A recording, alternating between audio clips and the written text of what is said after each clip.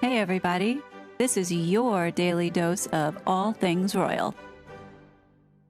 Welcome back, everybody. This is part 7 of Crazy Days and Night Blind Item Review. If you have not seen the prior 6, I suggest take a visit because it's a great way to see how all of this madness has progressed. Continuing on, November 18th, 2020. With the new court documents filed, it is looking more and more like the illiterate former actress is going to be writing a very large check to the people she sued. The sooner she can settle, the less she'll have to pay. The vast majority of the time, if there is a settlement, the person who sued gets the money. In this case, it will be the opposite.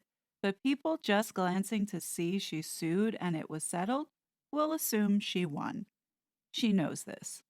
It was at this point in time that the Mail on Sunday had indicated their communication with the palace, especially with Jason Knopf. Now, Meghan didn't know to the full extent because the Mail on Sunday did not show all their cards to Meghan. So, what Meghan had to do was finally come forward and come clean in saying that yes, she did, despite lying and telling everybody that no, she did not collaborate with Omid Scobie on the book Finding Freedom, that in fact she did. Now, I do believe that Meghan definitely wanted to settle, but she wanted the Mail on Sunday to compensate her, to make this case go away. And the Mail on Sunday said, no way, we're going to move forward with it. Especially since now both Jenny Offia and Omid Scobie's witness statement, dated in September of 2020, now was in perjury of the court because they lied. I don't necessarily know if Jenny Offia really understood that her client was lying, but Omid Scobie did, and his witness statement fully denies collaborating with the Duchess. Now, I don't know how true this next one is, but it says the literate one and her husband now want the husband's cousin to start paying $10,000 a month rent to the couple. Please. And that is Princess Eugenie and her husband moving into Frogmore. Now, I know that they did move into Frogmore to stay there, but I'm not really sure if they were paying them rent. I think it's a little obscene, especially since the house was free to both Meghan and Harry as a gift from Her Majesty.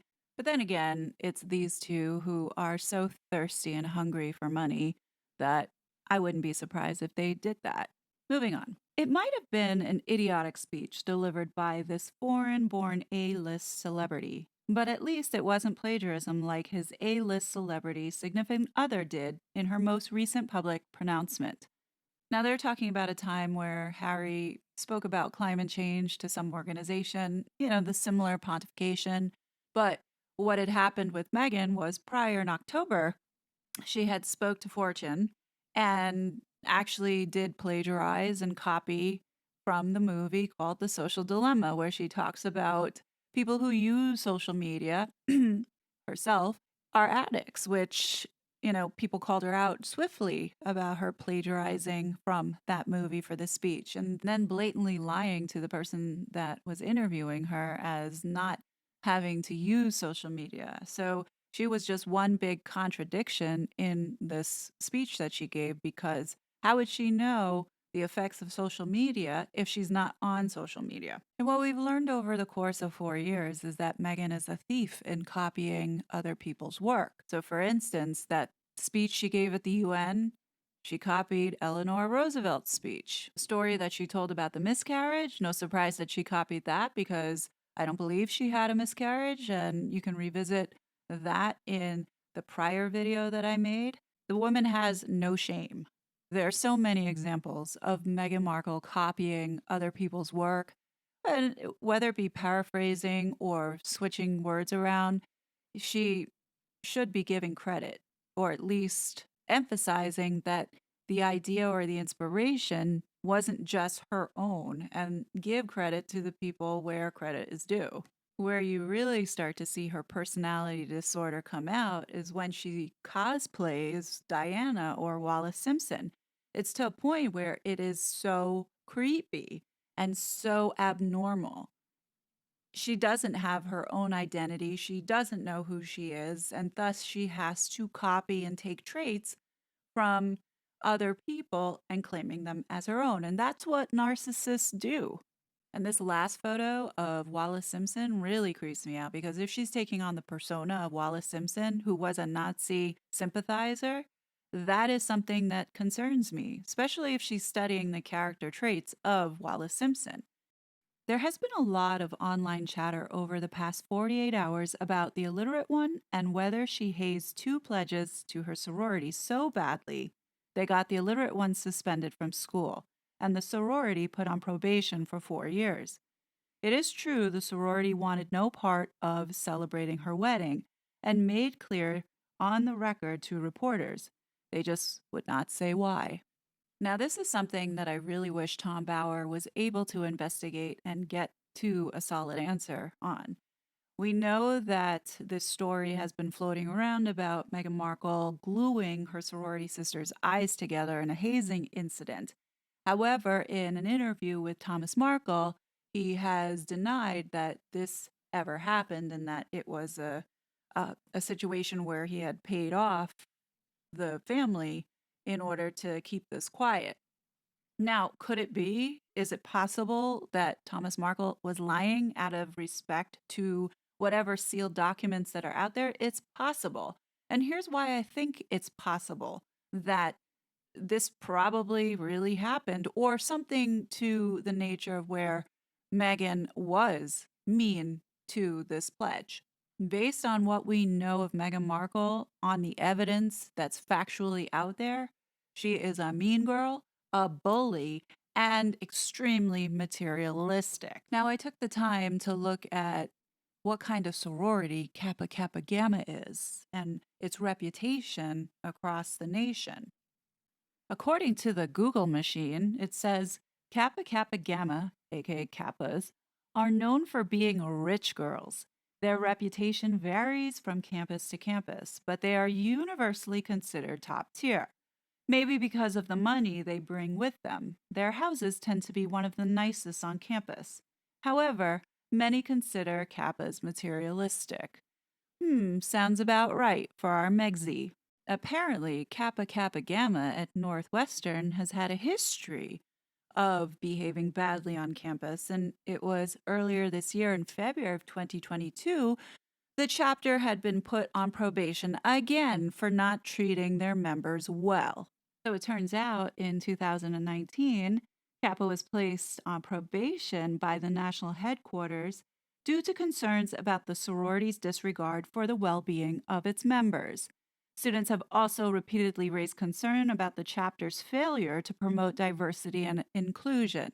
And I can totally see that because if you look at the actual website, Kappa Kappa Gamma, front and center are three white middle aged women.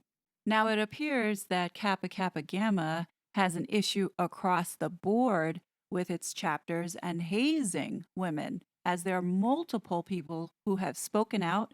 And in fact, there are multiple lawsuits that have gone out. It looks like has been the same situation where it's been kept really hush hush. Some of the behavior that I'm reading around the Kappa Kappa Gamma girls sounds very much like what we've been hearing about this sorority gluing eye incident with Meghan Markle, and the fact that we know that she is a mean girl and these girls have a reputation for being mean girls. Yeah, I think there is something there. And could it be that Thomas Markle lied? It's very possible because there have been incidents where he hasn't been consistent. Feel free to pause this video because this article is about a girl from Indiana University who belonged to the chapter there, and she describes the hazing incident called blow or blow, which is either you get on your knees and do a line of coke or you blow a guy. There's a reason why Kappa Kappa Gamma Northwestern chapter does not talk about Meghan Markle. Normally, sororities love to tote the notable alumni because it's good for the brand.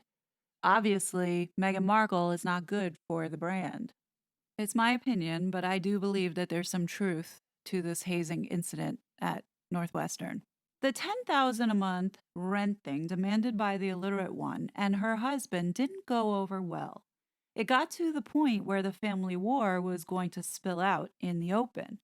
So the newlyweds were forced to move out or have family secrets exposed. And that was Princess Eugenie and Jack Brooksbank and Frogmore Cottage situation.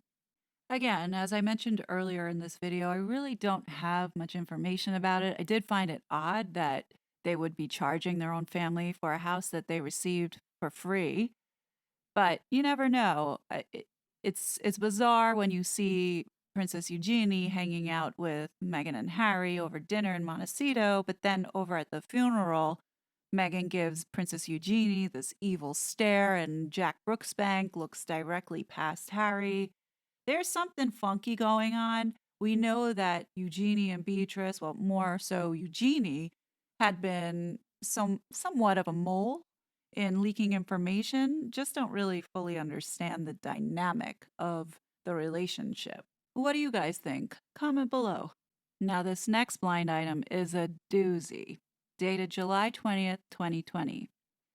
Usually, it is in the shadows when it comes to this celebrity couple. The finances are always going to be opaque just because of what is behind them. Less so for her because she has always maintained a separate financial profile, profiting off her position whenever possible and making sure she is the only one who can access it while blocking her husband from viewing any of it. Although she has filed an extension on her taxes, it appears she did so as married but filing separately. Meanwhile, she wants to know about every penny on the other side of the aisle, so to speak. A complaint has been filed alleging the wife and husband of taking nearly $500,000 of the public's money that was supposedly heading to a charity and instead converting it for their own personal gain. Did they split the money 50-50? Is that going to be declared as income? The husband doesn't have to do taxes this year. Next year, he will, though, and there is going to be a big lid pulled off the cover of the finances of the family from across the pond. Now, this is talking about the money that disappeared from the donation of the Royal Foundation over to Meghan and Harry's Fugazi charity, Sussex Royal, that then ended up becoming dissolved and then somehow making its way over to Travelist, which was supposed to be a charity, but it's still currently a for-profit entity. You got to think, why does Meghan and Harry have 11 corporations set up in Delaware hiding money?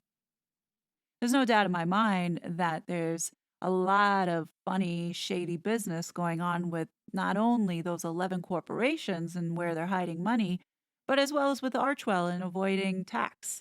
It is my opinion, but I believe that they are evading taxes or has evaded taxes. And I think an investigation needs to be opened up on Archwell. I keep saying this over and over because their reporting does not match the money and income that they have been generating, allegedly, according to all the sources that we have put forward, showing that money has been, slowly leaving certain bank accounts. I also believe that there is money being siphoned out of Harry's inheritance, whether it be going into Meghan's. Clearly sounds like it is. And I wouldn't be surprised that all the donation money that people were giving to Archwell ended up going over to Sunshine Sachs and their PR. This is just my humble opinion. The producers of this pay cable hit have taken the opportunity in their second season to trash the illiterate one wherever they are afforded the opportunity. It is crazy when the trash talk comes from the mouth of the biggest religious leader in the world. And that is talking about the HBO series with Jude Law called The New Pope. You can see the video clip on YouTube. Here is what the screenshot looks like. I'll put the link in the description. Can't put it in this video due to copyright reasons, but check it out. It's interesting. Apparently, the first project on offer for the illiterate one has not been received well by the people with the purse strings. It wasn't supposed to be a vanity project, but it's turning into one. And that is something that Meghan pitched to Netflix.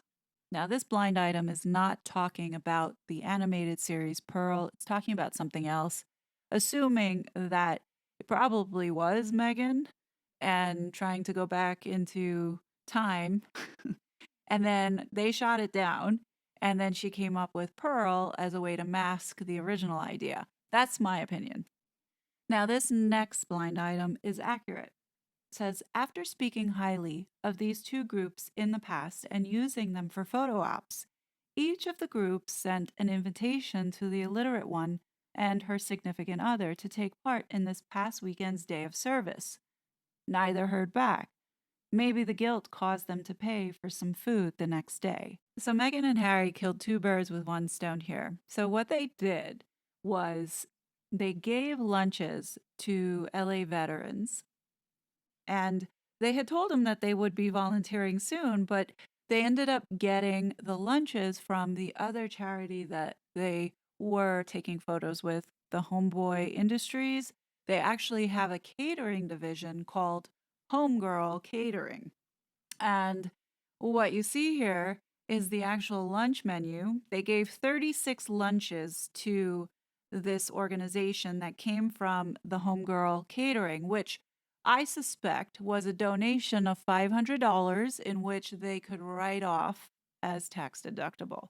Meghan and Harry have a habit of giving these items of food that costs really nothing and then blows it up in the media for their PR to make it look like they are these gracious humanitarians. But in actuality, what they're doing, and I say this all the time, is that they keep exploiting these charities for their own personal gain, whether it be for the publicity and their image management or to line their own pockets. And there's nothing humanitarian about this. And in fact, when you look at the Sussex brand, the first word that comes to my mind is exploiting and fraud. A couple examples off the top of my head: when she went to Uvalde and gave 2 sandwiches in order to get photos together with the victims' parents and other kids who were injured. And let's not forget the Harlem school where she gave 2 boxes of rotten vegetables, but then went to Melba's up in Harlem and issued a check for 25,000, which on the back end is going to help her with her political aspirations because of the connections that Melba has with CNN and the White House correspondent, as well as the left progressive liberal magazine called The Griot. So they said that they pledged this $25,000. Now, is this $25,000 pledge the same definition of Amber Heard's definition of pledge, meaning that they didn't give it? What do you think? It is the legal equivalent of a Hail Mary for the illiterate one. She will spend any amount of money on long shot legal claims to avoid having to travel in person for the trial. Now, what they're talking about here was Meghan Markle's push for the judge to give a summary judgment, meaning that the information and evidence that she has presented on paper and to the public, they thought was enough for the judge to go ahead and give a judgment in the summary. So there would not be a trial. On the back end, in my personal opinion, I believe that it was political because of Judge Warby's position and his relationship with the royal family. Now, Meghan Markle did end up getting this summary judgment win in February of 2021. So, in my mind, I think that they knew, or they had this angle that they knew was going to work, because the evidence that they had was refuting everything that Meghan was claiming. And Meghan didn't give enough substantial evidence to prove her privacy case in the beginning, and she was caught lying. I truly believe that there were strings pulled. Of course, this was before everybody knew how ratchet she was. I love the snark on this blind item. It says January 23rd, 2021. The illiterate one doesn't really care about healthy social media on her private burner accounts. She would just like celebrities to not have to face any blowback or criticism and have the entire world become one big People magazine, who, regardless of what she says, did contact her about the comments from her friends. Friends who she would probably be willing to throw under the bus in a second for a week on David Geffen's yacht. Now, this blind item hits the nail on the head because no, Meghan Markle does not care about a healthy social media environment, because if she did, then she would tell her rabid dog fan base to stop cyberbullying people, creating so much hatred online, as well as gaslighting others and causing a race war. No, she doesn't care. She only cares about what people are saying about her. And if it's not flattering or what she wants to hear, such as the truth, she will do everything that she can to silence people, which, it's becoming more and more obvious that she is really trying to control the narrative on the internet. So I think that it's important we continue to keep speaking out and calling out her hypocrisy. I have to laugh at the David Geffen comment because you know that Meghan Markle desperately wants to be on that yacht because that's where the uber, uber, uber rich people hang out. Clearly, as you can see, Oprah, Gail, Bezos, and even Misha Nonu or No, whatever hell her last name is. Now, this next one I didn't know about. It says, the illiterate one had final edit approval on an interview which recently aired. She doesn't on the very lengthy one. She wanted the very lengthy one to come out first because she's in it. So kept trying to delay the first interview by not giving approval. They finally just said they were not waiting any longer and aired it. And this was the James Corden interview that was done with Harry on the bus. And then you have the Oprah interview that they were talking about. It has been rumored that James Corden is also not a very nice person, and he does have his mean streak. So you got to look at the people that they keep surrounding themselves with. They're all pretty much of cut from the same cloth, in my opinion. I'm kind of surprised, though, that if this is true that Meghan and Harry didn't have final approval on the Oprah interview, you would think that would be the interview that you would want to make sure that whatever you were putting out there, such as all those lies, were being communicated effectively. Now you got to think, did Oprah not allow Meghan final approval because she knew this interview of what she had was going to be a bombshell? And she didn't want Meghan to change her mind if she did have the chance to look at it and give a final approval.